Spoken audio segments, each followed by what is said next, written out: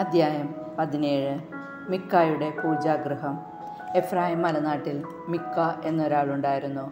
അവൻ അമ്മയോട് പറഞ്ഞു, 1100 വെള്ളി നാണയങ്ങൾ നഷ്ടപ്പെട്ടതിനെപ്പറ്റി നീ ശാപമുച്ചരിക്കുകയും എന്നോട് രഹസ്യമായി പറയുകയും ചെയ്തിരുന്നല്ലോ. അത് എൻ്റെ കൈവശമുണ്ട്, ഞാനാണ് അതെടുത്തത്.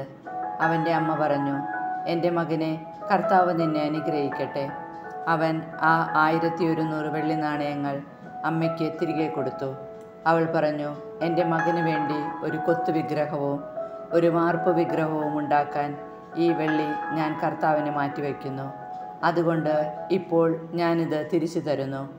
അവൻ പണം അമ്മയെ ഏൽപ്പിച്ചപ്പോൾ അവൾ അതിൽ നിന്ന് 200 വെള്ളി നാണയങ്ങൾ എടുത്ത് തട്ടാനെ ഏൽപ്പിച്ചു. അവൻ അതുകൊണ്ട് ഒരു കൊത്തു വിഗ്രഹവും ഒരു വാർപ്പ് വിഗ്രഹവും നിർമ്മിച്ചു. അത് മിക്കായുടെ ഭവനത്തിൽ പ്രതിഷ്ഠിച്ചു. മിക്കായ്ക്ക് ഒരു പൂജാഗൃഹമുണ്ടായിരുന്നു. അവൻ ഒരു എഫോദും വിഗ്രഹങ്ങളും ഉണ്ടാക്കി തൻ്റെ ഒരു പുത്രനെ പുരോഹിതനായി അവരോധിച്ചു. അന്ന് ഇസ്രായേലിൽ രാജവാഴ്ചയില്ലായിരുന്നു. ഓരോരുത്തരും യുക്തമെന്ന് തോന്നിയത് പ്രവർത്തിച്ചു പോന്നു. യൂദായിലെ ബെത്ലഹേമിൽ യൂദാ വംശജനായ ഒരു യുവാവുണ്ടായിരുന്നു. അവിടെ വന്ന് പാർത്ത ഒരു ലേവ്യൻ. അവൻ ജീവിക്കാൻ പറ്റിയ ഒരു സ്ഥലം അന്വേഷിച്ച് അവിടെ നിന്ന് പുറപ്പെട്ടു. യാത്ര ചെയ്ത് അവൻ എഫ്രായിം മലനാട്ടിൽ മിക്കായുടെ ഭവനത്തിലെത്തി. മിക്ക ചോദിച്ചു, നീ എവിടെ നിന്ന് വരുന്നു? ഞാൻ യൂദായിലെ ബെത്ലഹേംകാരനായ ഒരു ലേവ്യനാണ്. താമസിക്കാൻ ഒരു സ്ഥലം അന്വേഷിക്കുകയാണ്. മിക്ക പറഞ്ഞു, എന്നോടുകൂടി താമസിക്കുക. നീ എനിക്ക് ഒരു പിതാവും പുരോഹിതനുമായിരിക്കുക. ഞാൻ നിനക്ക് വർഷം തോറും 10 വെള്ളി നാണയവും വസ്ത്രവും ഭക്ഷണവും നൽകിക്കൊള്ളാം. അവനോടുകൂടെ താമസിക്കാൻ ലേവ്യന് സന്തോഷമായി. ആ യുവാവ് അവന് പുത്രനെ പോലെ ആയിരുന്നു. മിക്ക ലേവ്യനെ പുരോഹിതനായി അവരോധിച്ചു. അങ്ങനെ ആ യുവാവ് മിക്കായുടെ ഭവനത്തിൽ പുരോഹിതനായി താമസമാക്കി. അപ്പോൾ മിക്ക പറഞ്ഞു, ഒരു ലേവ്യനെ പുരോഹിതനായി ലഭിച്ചതുകൊണ്ട് കർത്താവ് എന്നെ അനുഗ്രഹിക്കുമെന്ന് ഞാൻ അറിയുന്നു. അദ്ധ്യായം 18. ദാൻ ലായിഷ് പിടിക്കുന്നു. അക്കാലത്ത് ഇസ്രായേലിൽ രാജാവില്ലായിരുന്നു. ദാൻ ഗോത്രക്കാർ അധിവസിക്കാൻ അവകാശഭൂമി അന്വേഷിക്കുന്ന കാലമായിരുന്നു അത്. ഇസ്രായേലിലെ മറ്റു ഗോത്രങ്ങൾക്കിടയിൽ ഒരു സ്ഥലം അന്ന് വരെ അവർക്ക് അവകാശമായി ലഭിച്ചിരുന്നില്ല. അവർ സോറായിൽ നിന്ന് എഷ്താവോലിൽ നിന്നും തങ്ങളുടെ ഗോത്രക്കാരായ കഴിവുറ്റ 5 പേരെ ദേശം ഒറ്റുനോക്കുന്നതിന് അയച്ചു. അവർ പറഞ്ഞു, പോയി ദേശം നിരീക്ഷിച്ചു വരുവിൻ. അവർ മലനാടായ എഫ്രായിമിൽ മിക്കായുടെ വീട്ടിലെത്തി. അവിടെ താമസിച്ചു. മിക്കായുടെ ഭവനത്തെ സമീപിച്ചപ്പോൾ അവർ ആ യുവലേവ്യൻ്റെ ശബ്ദം തിരിച്ചറിഞ്ഞു. അവർ അടുത്ത് ചെന്ന് ചോദിച്ചു, നിന്നെ ഇവിടെ കൊണ്ടുവന്നതാരാണ്? നീ ഇവിടെ എന്തു ചെയ്യുന്നു? നിന്റെ തൊഴിലെന്താണ്? അവൻ പറഞ്ഞു, മിക്ക ഇങ്ങനെ ചെയ്തു. അവൻ എന്നെ ശമ്പളത്തിന് നിർത്തിയിരിക്കുന്നു. ഞാൻ അവൻ്റെ പുരോഹിതനാണ്. അവർ അവനോട് അഭ്യർത്ഥിച്ചു, ഞങ്ങളുടെ യാത്രയുടെ ഉദ്ദേശം നിറവേറുമോ എന്ന് നീ ദൈവത്തോട് ആരാഞ്ഞറിയുക. പുരോഹിതൻ പറഞ്ഞു, സമാധാനമായി പോകുവിൻ. നിങ്ങളുടെ ഈ യാത്രയിൽ കർത്താവ് നിങ്ങളെ സംരക്ഷിക്കും. ആ 5 പേർ അവിടെ നിന്ന് പുറപ്പെട്ട് ലായിഷിലെത്തി. സീദോന്യരെ പോലെ സുരക്ഷിതരും പ്രശാന്തരും നിർഭയരുമായ അവിടുത്തെ ജനങ്ങളെ കണ്ടു. അവർക്ക് ഒന്നിനും കുറവില്ലായിരുന്നു. അവർ സമ്പന്നരായിരുന്നു. സീദോന്യരിൽ നിന്ന് അകലെ താമസിക്കുന്ന ഇവർക്ക് ആരുമായും സംസർഗവുമില്ലായിരുന്നു. സോറായിലും എഷ്താവോലിലുമുള്ള സഹോദരന്മാരുടെ അടുത്ത് തിരിച്ചെത്തിയപ്പോൾ അവർ ചോദിച്ചു, നിങ്ങൾ ശേഖരിച്ച വിവരങ്ങൾ എന്തെല്ലാം? അവർ പറഞ്ഞു, നമുക്ക് പോയി അവരെ ആക്രമിക്കാം. ഞങ്ങൾ ആ സ്ഥലം കണ്ടു. വളരെ ഫലഭൂയിഷ്ടമായ സ്ഥലം. നിഷ്ക്രിയരായിരിക്കാതെ വേഗം ചെന്ന് ദേശം കൈവശമാക്കുവിൻ. നിങ്ങൾ ചെല്ലുമ്പോൾ ശങ്കയില്ലാത്ത ഒരു ജനത്തെയായിരിക്കും കണ്ടുമുട്ടുക. വളരെ വിശാലമായ, ഒന്നിനും ക്ഷാമമില്ലാത്ത ആ പ്രദേശം ദൈവം നിങ്ങൾക്ക് തന്നിരിക്കുന്നു. ദാൻ ഗോത്രത്തിലെ ആയുധധാരികളായ 600 പേർ സോറായിലും എഷ്താവോലിലും നിന്ന് പുറപ്പെട്ടു. അവർ യൂദായിലെ കിരിയാത്ത് യെയാറിമിൽ ചെന്ന് പാളയമടിച്ചു. ഇക്കാരണത്താൽ ആ സ്ഥലം മഹനേദാൻ എന്ന പേരിൽ ഇന്നും അറിയപ്പെടുന്നു. അത് കിരിയാത്ത് യെയാറിമിന് പടിഞ്ഞാറാണ്. അവിടെ നിന്ന് അവർ എഫ്രായിം മലനാട്ടിലേക്ക് കടന്ന് മിക്കായുടെ ഭവനത്തിലെത്തി. ലായിഷ് ദേശത്ത് ചാരവൃത്തി നടത്തുന്നതിന് പോയിരുന്ന ആ 5 പേർ അവരുടെ സഹോദരന്മാരോട് പറഞ്ഞു, ഈ ഭവനങ്ങളിലൊന്നിൽ ഒരു എഫോദും കുലവിഗ്രഹങ്ങളും ഒരു കൊത്തുവിഗ്രഹവും ഒരു വാർപ്പ് വിഗ്രഹവും ഉണ്ടെന്ന് നിങ്ങൾക്കറിയാമോ? എന്താണ് ചെയ്യേണ്ടതെന്ന് ആലോചിക്കുവിൻ. അവർ തിരിഞ്ഞു മിക്കായുടെ ഭവനത്തിൽ താമസിക്കുന്ന യുവലേവ്യൻ്റെ അടുത്ത് ചെന്ന് കുശലം ചോദിച്ചു. പടക്കോപ്പുകൾ അണിഞ്ഞ 600 ദാൻകാർ പടിവാതിക്കൽ നിന്നു. ചാരവൃത്തി നടത്താൻ പോയിരുന്ന ആ 5 പേർ കടന്നു ചെന്ന് കൊത്തുവിഗ്രഹവും എഫോദും കുലവിഗ്രഹങ്ങളും വാർപ്പ് വിഗ്രഹവും എടുത്തു. ആ സമയത്ത് പടിവാതിൽക്കൽ പുരോഹിതൻ ആയുധധാരികളായ 600 പേരോടൊപ്പം നിൽക്കുകയായിരുന്നു. അവർ മിക്കായുടെ ഭവനത്തിൽ പ്രവേശിച്ച് കൊത്തുവിഗ്രഹവും എഫോദും കുലവിഗ്രഹവും വാർപ്പ് വിഗ്രഹവും എടുത്തപ്പോൾ, നിങ്ങൾ എന്താണ് ചെയ്യുന്നത് എന്ന് പുരോഹിതൻ ചോദിച്ചു. അവർ പറഞ്ഞു, മിണ്ടരുത്, വായ്പൊത്തി ഞങ്ങളോടുകൂടെ വരിക, ഞങ്ങൾക്ക് പിതാവും പുരോഹിതനുമാവുക. ഒരുവൻ്റെ വീടിന് മാത്രം പുരോഹിതനായിരിക്കുന്നതോ ഇസ്രായേലിൽ ഒരു ഗോത്രത്തിനും വംശത്തിനും പുരോഹിതനായിരിക്കുന്നതോ ഏതാണ് നിനക്ക് നല്ലത്? പുരോഹിതൻ്റെ ഹൃദയം സന്തുഷ്ടമായി. അവൻ എഫോദും കുലവിഗ്രഹങ്ങളും കൊത്തുവിഗ്രഹവും എടുത്ത് അവരോടുകൂടെ പോയി. അവർ അവിടെ നിന്ന് തിരിഞ്ഞ് കുട്ടികളെയും കന്നുകാലികളെയും വസ്തുവകകളോടൊപ്പം മുൻപിൽ യാത്രയായി. അവർ കുറേ ദൂരം ചെന്നപ്പോൾ മിക്ക അയൽവാസികളെ ഒന്നിച്ചുകൂട്ടി ദാൻകാരെ പിന്തുടർന്ന് അവരുടെ മുൻപിൽ കയറി. അവർ ദാൻകാരുടെ നേരെ അട്ടഹസിച്ചപ്പോൾ ദാൻകാർ തിരിഞ്ഞ് മിക്കായോട് ചോദിച്ചു, ഈ ആളുകളെയും കൂട്ടി വരാൻ നിനക്കെന്തു പറ്റി? അവൻ പറഞ്ഞു, ഞാനുണ്ടാക്കിയ ദേവന്മാരെ നിങ്ങൾ കൈവശമാക്കി, എൻ്റെ പുരോഹിതനെയും കൊണ്ടുപോകുന്നു. എന്താണ് എനിക്കിനി ശേഷിച്ചിരിക്കുന്നത്? എന്നിട്ടും എനിക്കെന്ത് പറ്റിയെന്ന് നിങ്ങൾ ചോദിക്കുന്നു. ദാൻകാർ അവനോട് പറഞ്ഞു, മിണ്ടാതിരിക്കുക. വല്ലവരും കോപിച്ച് നിന്റെ മേൽ ചാടി വീണ് നിന്നെയും കുടുംബത്തെയും കൊന്നുകളഞ്ഞെന്ന് വരാം.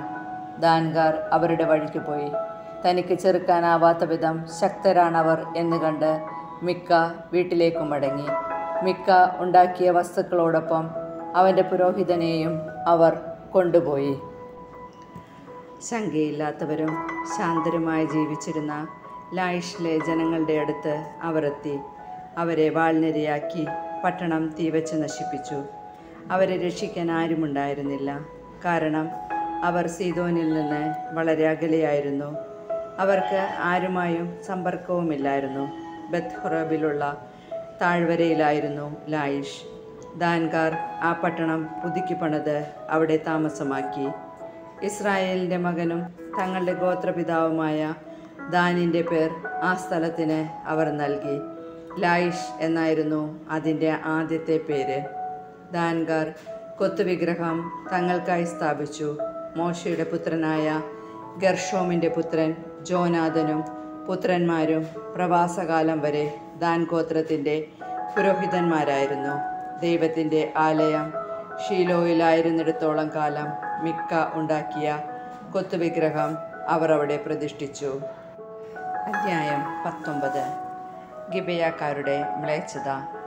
ഇസ്രായേലിൽ രാജവാഴ്ച ഇല്ലാതിരുന്ന അക്കാലത്ത് എഫ്രായിം മലനാട്ടിലെ ഉൾപ്രദേശങ്ങളിൽ വന്നു താമസിച്ചിരുന്ന ഒരു ലേവ്യൻ യൂദായിലെ ഒരു ബത്ലഹംകാരിയെ ഉപനാരിയായി സ്വീകരിച്ചു. അവൾ അവനോട് പിണങ്ങി യൂദായിലെ ബത്ലഹേമിലുള്ള തൻ്റെ പിതാവിൻ്റെ ഭവനത്തിലേക്ക് തിരികെ പോയി. ഏകദേശം 4 മാസം താമസിച്ചു. അപ്പോൾ അനുനയം പറഞ്ഞ് അവളെ തിരികെ കൊണ്ടുവരാൻ ഭർത്താവ് ഇറങ്ങിത്തിരിച്ചു. കൂടെ ഒരു വേലക്കാരനും ഉണ്ടായിരുന്നു. 2 കഴുതകളെയും അവൻ കൊണ്ടുപോയി. അവൻ അവളുടെ പിതാവിൻ്റെ ഭവനത്തിലെത്തി. യുവതിയുടെ പിതാവ് അവനെ സന്തോഷത്തോടെ സ്വീകരിച്ചു. അവിടെ താമസിക്കാൻ അമ്മായിയപ്പൻ നിർബന്ധിച്ചു. 3 ദിവസം അവൻ അവിടെ താമസിച്ചു. 4-ാം ദിവസം പ്രഭാതത്തിൽ അവർ എഴുന്നേറ്റു. അവൻ യാത്രയ്ക്കൊരുങ്ങി. എന്നാൽ യുവതിയുടെ പിതാവ് അവനോട് പറഞ്ഞു, അല്പം ആഹാരം കഴിച്ച് ക്ഷീണം തീർത്തു പോകാം. അങ്ങനെ അവർ രണ്ടുപേരും ഒരുമിച്ചിരുന്ന് തിന്നുകയും കുടിക്കുകയും ചെയ്തു. യുവതിയുടെ പിതാവ് പറഞ്ഞു, രാത്രി ഇവിടെ കഴിക്കുക, നിന്റെ ഹൃദയം സന്തുഷ്ടമാകട്ടെ. അവൻ പോകാൻ എഴുന്നേറ്റെങ്കിലും അമ്മായിയപ്പൻ്റെ നിർബന്ധം കൊണ്ട് വീണ്ടും അവിടെ താമസിച്ചു. 5-ാം ദിവസം അതിരാവിലെ പോകാൻ അവൻ തയ്യാറായി. അപ്പോഴും യുവതിയുടെ പിതാവ് പറഞ്ഞു, ഭക്ഷണം കഴിച്ച് ക്ഷീണം മാറ്റുക, വെയിലാറുന്നതുവരെ താമസിക്കുക. അങ്ങനെ അവർ ഒന്നിച്ചു ഭക്ഷണം കഴിച്ചു. ലേവ്യനും അവൻ്റെ ഉപനാരിയും വേലക്കാരനും പോകാൻ തയ്യാറായി. അപ്പോൾ അവൻ്റെ അമ്മായിയപ്പൻ പറഞ്ഞു, ഇതാ നേരം വൈകി, രാത്രി ഇവിടെ താമസിക്കുക, ഇവിടെ താമസിച്ച് ആഹ്ലാദിക്കുക. നാളെ അതിരാവിലെ എഴുന്നേറ്റ് വീട്ടിലേക്ക് പോകാം. എന്നാൽ ആ രാത്രി അവിടെ പാർക്കാൻ അവൻ തയ്യാറായില്ല. അപ്പോൾ തന്നെ പുറപ്പെട്ട് ജെറുസലേമിന് എതിർഭാഗത്തെത്തി. ഉപനാരിയും ജീനിയിട്ട 2 കഴുതകളും കൂടെയുണ്ടായിരുന്നു. അവർ ജബൂസിൻ്റെ അടുത്തെത്തിയപ്പോൾ നേരം വളരെ വൈകിയിരുന്നു. ഭൃത്യൻ യജമാനോട് പറഞ്ഞു, നമുക്ക് ജബൂസ്യരുടെ ഈ പട്ടണത്തിൽ രാത്രി ചെലവഴിക്കാം. അവൻ്റെ യജമാനൻ പറഞ്ഞു, ഇസ്രായേലരുടേതല്ലാത്ത അന്യനഗരത്തിൽ നാം പ്രവേശിക്കരുത്, നമുക്ക് ഗിബെയയിലേക്ക് പോകാം. അവൻ തുടർന്നു, നമുക്ക് ഈ കാണുന്ന സ്ഥലങ്ങളിൽ ഒന്നിലേക്ക് പോകാം, ഗിബെയയിലോ റാമായിലോ രാത്രി കഴിക്കാം. അവർ യാത്ര തുടർന്നു. ബെഞ്ചമിൻ ഗോത്രക്കാരുടെ പട്ടണമായ ഗിബെയയിലെത്തിയപ്പോൾ സൂര്യൻ അസ്തമിച്ചു. അവർ ഗിബെയയിൽ രാത്രി ചെലവഴിക്കാൻ ചെന്നു. അവൻ ആ നഗരത്തിൽ തുറസായ സ്ഥലത്തിരുന്നു, കാരണം ഒരു മനുഷ്യനും രാത്രി കഴിക്കുന്നതിന് അവരെ സ്വാഗതം ചെയ്തില്ല. അപ്പോൾ അതാ ഒരു വൃദ്ധൻ വയലിലെ വേല കഴിഞ്ഞ് മടങ്ങി വരുന്നു. അവൻ എഫ്രായിം മലനാട്ടുകാരനും ഗിബെയയിൽ വന്ന് താമസിക്കുന്നവനുമായിരുന്നു. സ്ഥലവാസികൾ ബെഞ്ചമിൻ ഗോത്രക്കാരായിരുന്നു. അവൻ കണ്ണുയർത്തി നോക്കിയപ്പോൾ പൊതുസ്ഥലത്തിരുന്ന വഴിയാത്രക്കാരനെ കണ്ട് അവൻ ചോദിച്ചു, നീ എവിടെ പോകുന്നു? എവിടെ നിന്ന് വരുന്നു? അവൻ പറഞ്ഞു, യൂദയായിൽ ബെത്ലഹേമിൽ നിന്ന് എഫ്രാം മലനാട്ടിലെ ഉൾപ്രദേശത്തേക്ക് പോവുകയാണ് ഞങ്ങൾ. ഞാൻ ആ ദേശക്കാരനാണ്. ഞാൻ യൂദയായിലെ ബെത്ലഹേമിൽ പോയതാണ്. ഇപ്പോൾ എൻ്റെ വീട്ടിലേക്ക് മടങ്ങുന്നു. ആരും എനിക്ക് അഭയം തരുന്നില്ല. കഴുതകൾക്ക് വേണ്ട പുല്ലും വൈക്കോലും ഈ ദാസനും ദാസിക്കും ഈ ചെറുപ്പക്കാരനും വേണ്ട അപ്പവും വീഞ്ഞും ഞങ്ങളുടെ കൈവശമുണ്ട്, ഒന്നിനും കുറവില്ല. വൃദ്ധൻ പറഞ്ഞു, സമാധാനമായിരിക്കുക, വേണ്ടതൊക്കെ ഞാൻ ചെയ്തു തരാം. ഈ പൊതുസ്ഥലത്ത് രാത്രി കഴിക്കരുത്. വൃദ്ധൻ അവരെ വീട്ടിൽ കൊണ്ടുപോയി കഴുതകൾക്ക് തീറ്റി കൊടുത്തു. അവർ കാല് കഴുകി ഭക്ഷണപാനീയങ്ങൾ കഴിച്ചു. അങ്ങനെ അവർ സന്തുഷ്ടചിത്തരായിരിക്കുമ്പോൾ നഗരത്തിലെ ചില ആഭാസന്മാർ വീട് വളഞ്ഞ് വാതിലിൽ ഇടിച്ചു. വീട്ടുടമസ്ഥനായ വൃദ്ധനോട് അവർ പറഞ്ഞു, നിന്റെ വീട്ടിൽ വന്നിരിക്കുന്ന ആ മനുഷ്യനെ പുറത്തു കൊണ്ടുവരിക, ഞങ്ങൾ അവനുമായി രമിക്കട്ടെ.